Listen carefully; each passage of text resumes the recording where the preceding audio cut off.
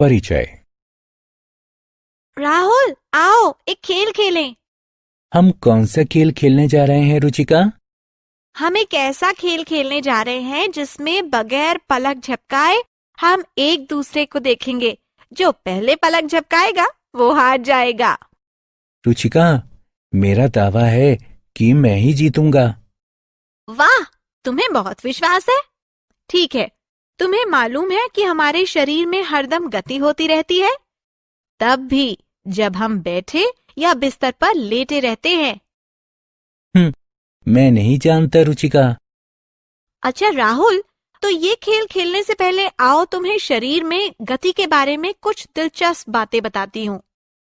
बच्चों, इस पाठ में हम शरीर की गति और गति तथा गमन के बारे में जानेंगे। उद्देश्य: इस पाठ के अंत में आप निम्न करने में सक्षम हो जाएंगे: गति एवं गमन का वर्णन करना, मानव शरीर और उसकी गति की जानकारी प्राप्त करना, विभिन्न प्रकार के जोड़ों को पहचानना, विभिन्न मांसपेशियों एवं उनके कार्य को पहचानना, विभिन्न पशुओं के शरीर की गति को पहचानना, धारा रेखित स्ट्रीमलाइन्ड शरीरों को पहचानना, शरीर में गति। अरे, मिट्टी में केचुए को देखो, ये कैसे रेंगता है। हाँ, जैसे हम चलते या दौड़ते हैं उसी तरह ये केंचुए रेंगते या सरकते हैं। चिड़िया उड़ती हैं, मछलियां तैरती हैं, सांप फिसलते हुए चलते हैं। इन गतियों के अतिरिक्त हम देख सकते हैं कि हम अपने शरीर के विभिन्न अंगों को चलाते फिराते हैं। जैसे जब हम कोई किताब उठाते हैं तो अपने हाथ को चलाते हैं।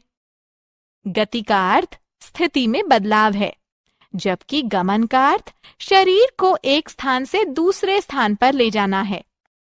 मानव शरीर और उसकी गति। हम जानते हैं कि हमारे शरीर का ये रूप हड्डियों, उपास्थि या कुरकुरी यानी कार्टिलेज और मांसपेशियों के कारण है। मानव शरीर में 206 हड्डियां होती हैं। मानव शरीर की सभी हड्डियों के ढांचे को कंकाल कहा जाता है। इसमें खोपड़ी, हाथ की हड्डी, कंधे की हड्डी, पसली पिंजर, श्रोणी हड्डी, रीढ़, टांग की हड्डी और उपास्थि होते हैं। खोपड़ी मस्तिष्क की रक्षा करती है। पसली पिंजर फेफड़ों यानी फुफ्फुसों, हृदय, उदर और यकृत यानी जिगर की रक्षा करता है। रीढ़ कंकाल के एक सिरे से दूसरे सिरे तक होती है। ये सभी हड्डियों से जुड़ी होती है।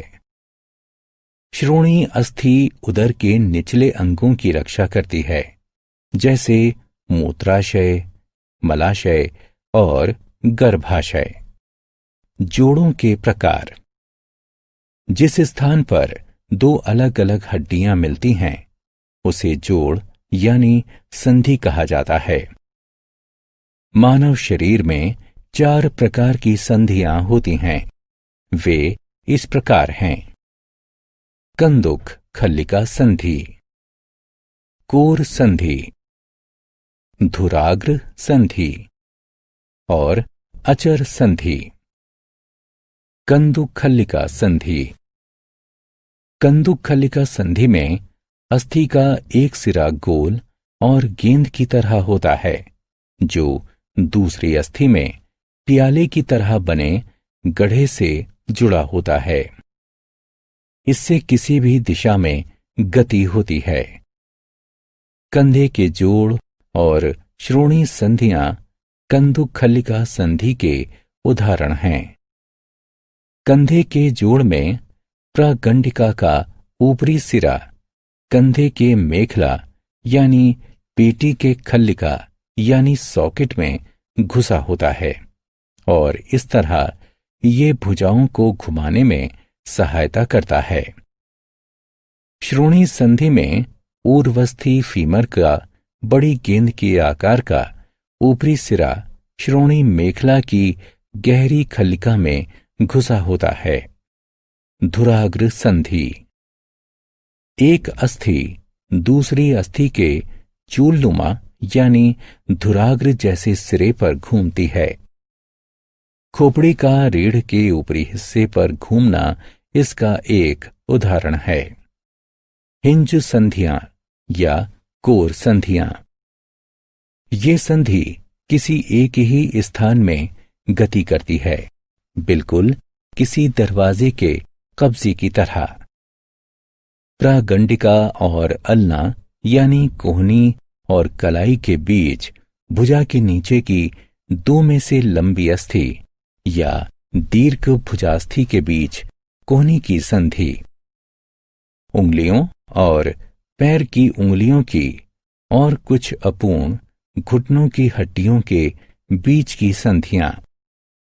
हिंज संधियां सामान्यतः पर्याप्त शक्ति देती हैं, क्योंकि इस संधि पर मुड़ने का खतरा कम रहता है। अचर संधियां। इस तरह की संधियों में दो अस्थियों के बीच गति संभव नहीं होती है। खोपड़ी की अस्थियों के बीच खोपड़ी की संधियां यानी संधि रेखाएं इसका एक उदाहरण है। आत्म मूल्यांकन। निम्न का मिलान करें।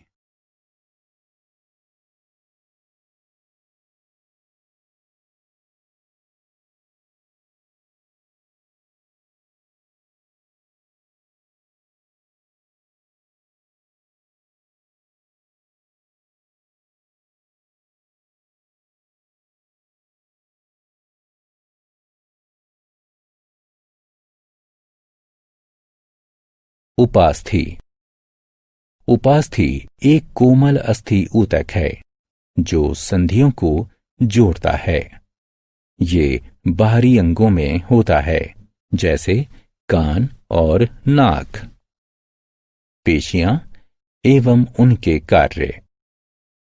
मानव अथवा पशु शरीर में रेशेदार ऊतकों का एक समूह या गट्ठा, जिसमें सिकुड़ने, शरीर के अंगों की स्थिति में गति पैदा करने अथवा उनके रख रखाव की क्षमता होती है, पेशी कहलाता है। केंचुए में गति। केंचुए ठोस और चिकनी सतहों पर आसानी से गति करते हैं। केंचुओं के शरीर में छोटे छोटे कड़े बाल जैसे प्रेक्षण होते हैं, जिन्हें शूक कहा जाता है। इन शूकों की सहायता से वे मिट्टी को पकड़ लेते हैं। केंचुए अपनी मांसपेशियों को पहले फैलाते और फिर सिकोड़ते हैं। फलस्वरूप वे हर गति के साथ कुछ दूरी तक आगे बढ़ते हैं। केंचुओं से निकलने वाला एक चिकना पदार्थ चलने में उनकी सहायता करता है। घोंघों में गति।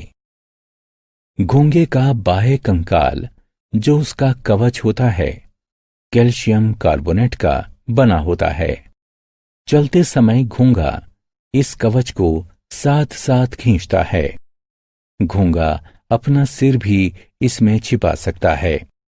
कवच के नीचे दृढ़ पेशी वाला पैर बाहर निकल सकता है। मांसल पैर के नीचे की सतह को श्लेष्म पदार्थ चिकना बनाए रखता है। इस सतह के समानांतर लहरदार मांसल संकुचन घोंघे की चलने में सहायता करता है। श्लेष्म पदार्थ तीक्ष्ण वस्तुओं की चोट के खतरे को कम भी करता है। इसलिए घोंघे ब्लेड जैसी तीक्ष्ण वस्तुओं पर किसी तरह की चोट के बगैर चल सकते हैं। तिलचट्टे में गति। तिलचट्टे के 3 जोड़ी पैर होते हैं, जो चलने में उसकी सहायता करते हैं। 2 जोड़ी पंख होते हैं, जो उड़ने में सहायता करते हैं। तिलचट्टा पंखुड़ियों के समीप पेशियों की सहायता से अपने पैरों को चलाता है। अपने पैरों को चलाने और उड़ाने में सहायता के लिए ये अपने वक्ष की मांसपेशियों का उपयोग करता है। तिलचट्टा चल, उड़ और यहां तक कि चढ़ भी सकता है।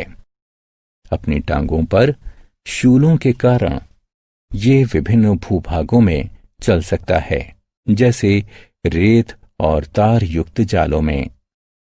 चिड़ियों में गति। एक पक्षी का शरीर उड़ने के लिए सबसे अधिक अनुकूलित होता है। इसके पंख विशेष रूप से रूपांतरित अग्र अंग होते हैं। इन अस्थिमय अग्रपादों की सहायता से पक्षी आसानी से उड़ सकते हैं। पक्षियों की अस्थियां हल्की और खोखली होती हैं। वक्ष की अस्थियां उड़ने वाली पेशियों को जकड़े रहती हैं।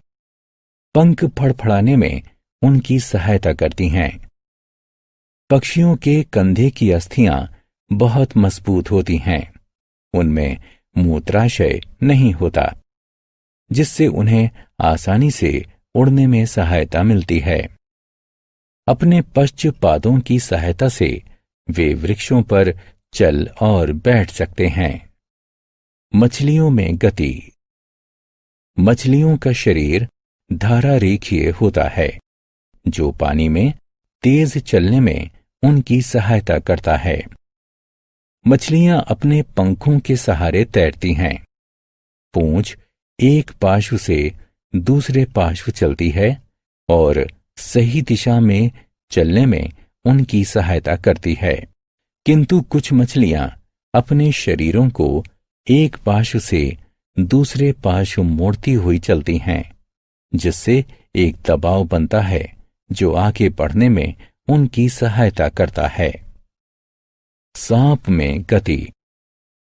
सांप अंग्रेजी वर्णमाला के एस आकार के वलय यानी पाश कुंडली बनाकर और टेढ़े मेढ़े ढंग से चलते हैं। वे सीधी रेखा में नहीं चल सकते। अति चिकनी सतह पर चलना उनके लिए कठिन होता है। सांपों की एक लंबी रीढ़ और अनेक पेशियां होती हैं, जो फिसलते हुए आगे बढ़ने में उनकी सहायता करती हैं। सांप घास फूस, रेत और पानी में चल सकते हैं। सांप के हाथ या पैर नहीं होते, किंतु फिर भी वे वृक्षों पर चढ़ सकते हैं। आत्म मूल्यांकन। विभिन्न चालों का उनसे संबंधित सही जीवों से मिलान करें।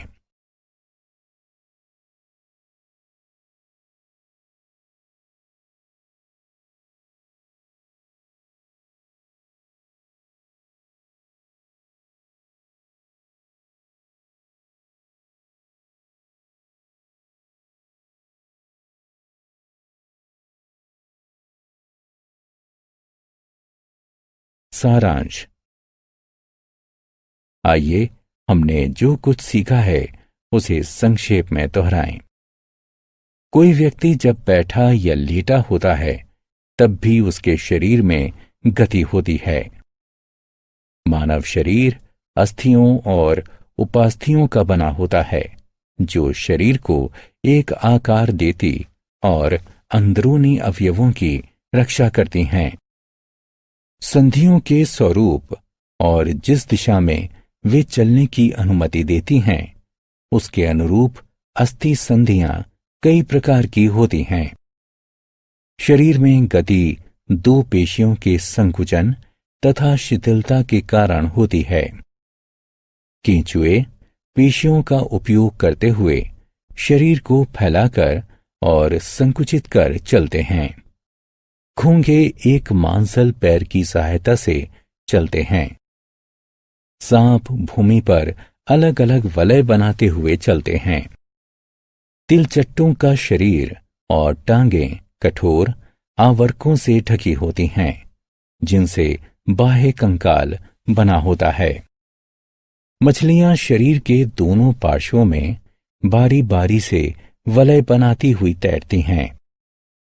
पक्षी मजबूत पेशियों और हल्की अस्थियों की सहायता से उड़ते हैं।